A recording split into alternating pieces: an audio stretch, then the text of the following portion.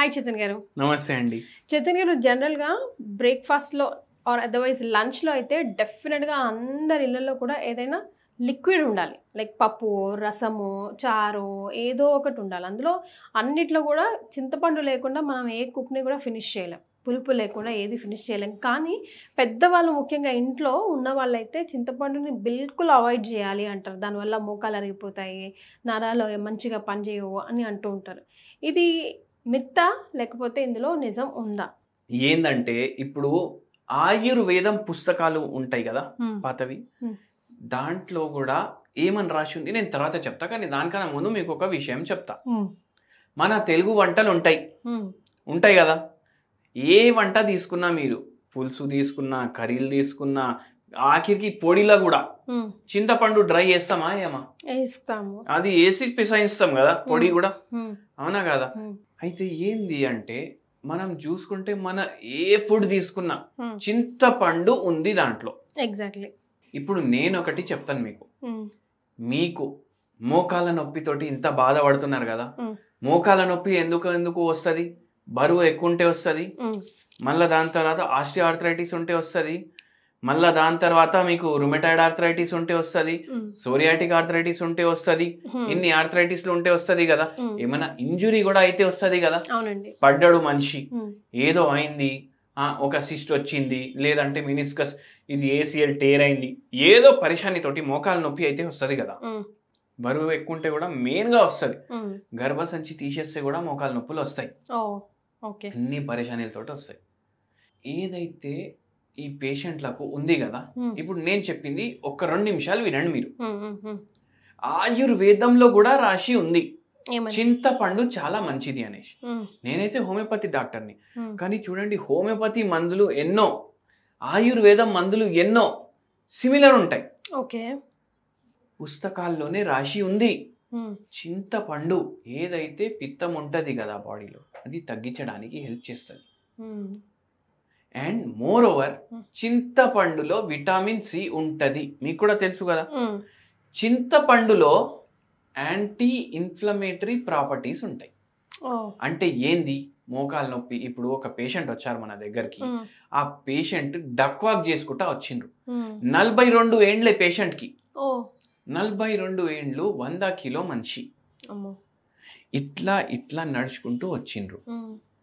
ఏం చెప్పినాం తెలుసా మీకు? ఏం తింటారా అమ్మా ఎక్కువ అంటే, మా మిస్సెస్కి ఎక్కువ బయట ఫుడ్ అలవాటు అనేసి అంటున్నారు వాళ్ళ ఆయన.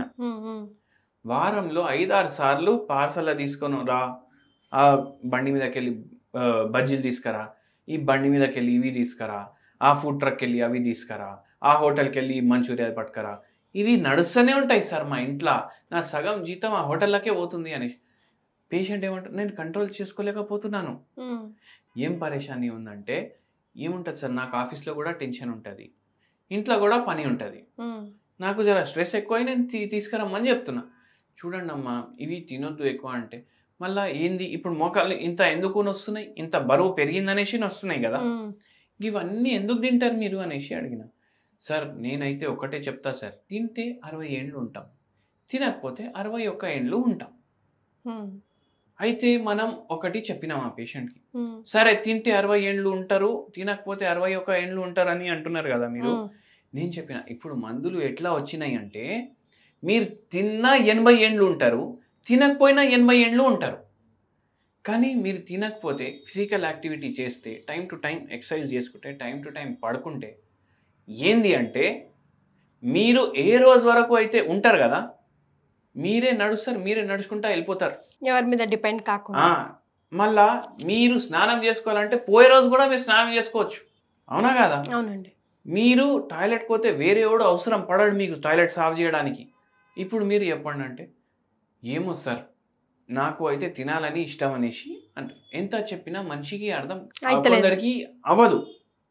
సరే అమ్మా, నేను మందులు రాసిస్తాను, మీరు వాడండి, కానీ ఒక పని చేయండి అని చెప్పినాం. చింతపండు పులుసు మీరు రోజు పచ్చి పులుసో చింతపండు పులుసునో మీకు ఏది ఇష్టం ఉంటే అది, మీరు పప్పు పులుసు ఇంత రైస్, పప్పు డబల్, ముద్దపప్పు కూడా చేసుకుంటాం కదా, ఏం బగారా గిగారా ఏం దాంట్లో ఓన్లీ కుక్కర్లో వేసి పప్పులాగా చేసుకుంటాం కదా, అవును. అది డబల్ ఉండాలి. రైస్ ఏమో దాని సగం ఉండాలి. ఉమ్, దీని మీద మీరు చింతపండు పులుసు వేసుకోండి. ఉమ్, జాగ్రత్త ఏంటంటే పులుసు చేసుకునేటప్పుడు నూనె ఎక్కువ వాడదు. ఉమ్, బగారా చేసుకుంటాం కదా, పోపు చేసుకుంటాం, నూనె ఎక్కువ వాడద్దు. ఉమ్. అంటే రసం లాగా చేయమంటున్నారా?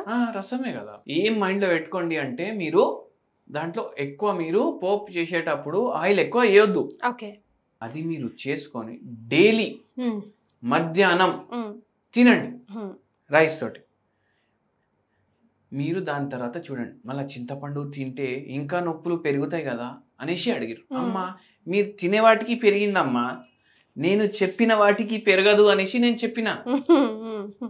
అయితే అవునా సార్, సరే సార్ తిని చూస్తా అనేసి తినడం స్టార్ట్ చేసారు. ఓకే. మనం మందులు కూడా ఇచ్చినాము. ఉమ్, 2 నెలల తర్వాత వచ్చి చెప్పిండ్రు, సార్ నేను ఇప్పుడు వరకు అసలు డాక్టర్లు చెప్పింది నేను వినొద్దు అనుకున్నా, కానీ మీరు చెప్పింది వినాలనిపిస్తుంది అన్నారు. ఎందుకంటే నాకు నిజంగా జర నయం ఉంది, ఈ నొప్పిలు బరువు కూడా జర లైట్ లైట్ అనిపిస్తుంది బాడీ అనేసి అన్నారు. చింతపండులో యాంటీ ఇన్ఫ్లమేటరీ ప్రాపర్టీలు ఉంటాయి. ఈ పేషెంట్కి నొప్పులు మనం హోమియోపతి మందులు అయితే ఇచ్చినాము, తగ్గినాయి, కానీ ఏదైతే ఉబ్బుడు ఉంటుంది కదా బాడీలో అది కూడా జర తక్కువ చేయడానికి హెల్ప్ చేస్తుంది. మూమెంట్లు ఫ్రీ అవుతాయి. మనము ఈ పేషెంట్కి ఇట్లనే కంటిన్యూ చేయమని చెప్పినాము. మీకు కూడా చింతపండుతోటి ఏ వస్తువు ఇష్టం ఉన్నా తినండి. ఒక్కటి గుర్తుపెట్టుకోండి, ఫ్రైడ్ వాటిల్లో ఎక్కువ వాడద్దు. ఇప్పుడు బిర్యానీ రైస్ చేసుకుంటాం, దాంతో సాలం తింటాం, దాంట్లో కూడా చింతపండు వేస్తాం, కానీ అది గ్రేవీ, అది ఫుల్ అంటే ఆయిల్ నింపేసి దాన్ని హాఫ్ ఫ్రై చేసినట్టు చేస్తాం మనం. అటువంటివి తినకండి, రసం తినండి, పచ్చి పులుసు తినండి. ఇవి తింటే ఏంటంటే మనకు నిజంగా చింతపండులో ఉన్న మెడిసినల్ ప్రాపర్టీ మన బాడీలో పోతుంది. ఏమవుతుందంటే ఒక్క జనరేషన్ నుంచి ఇంకో జనరేషన్కి పాస్ అయ్యేటట్టు ఒక్కొక్కసారి మాటలు చేంజ్ అయిపోతాయి. చింతపండు తిను, చింతపండు తినకు, అట్లా అయిపోతుంది. అవునా కాదా? అయితే అట్లా అయ్యి ఉండొచ్చు, మనకేం తెలుసు. ఎందుకంటే గ్రంథాల్లో అయితే రాసి ఉంది కదా. అదే, అతి ఏదైనా మంచిది కాదు, మితంగా తింటే ఏదైనా మంచిది కదా. అవును. అయితే తినొచ్చు చింతపండు పులుసు. అండ్ స్పెషల్లీ మన మోకాలు నొప్పి పేషెంట్లకు నేను చెప్తాను, పచ్చి పులుసు తినండి బై, మీకు మోకాలు నొప్పిలో జర ఆరాం ఇవ్వడానికి జర హెల్ప్ అవుతుంది. వాకింగ్ చేయండి. ఈ పేషెంట్కి కింద సక్లం బుక్లం వేసుకొని కూర్చోడానికి రాకపోతుండే, మన మందులు వాడినాక మొత్తం నయం అయిపోయింది ఆ పేషెంట్కి. రైట్. సో చింతపండు తినడం వల్ల ఎటువంటి నష్టం లేదు, పోగా చక్కగా మీకు హెల్ప్ఫుల్ అవుతుంది అంటున్నారు doctor Chetan Raj. Thank you అండి.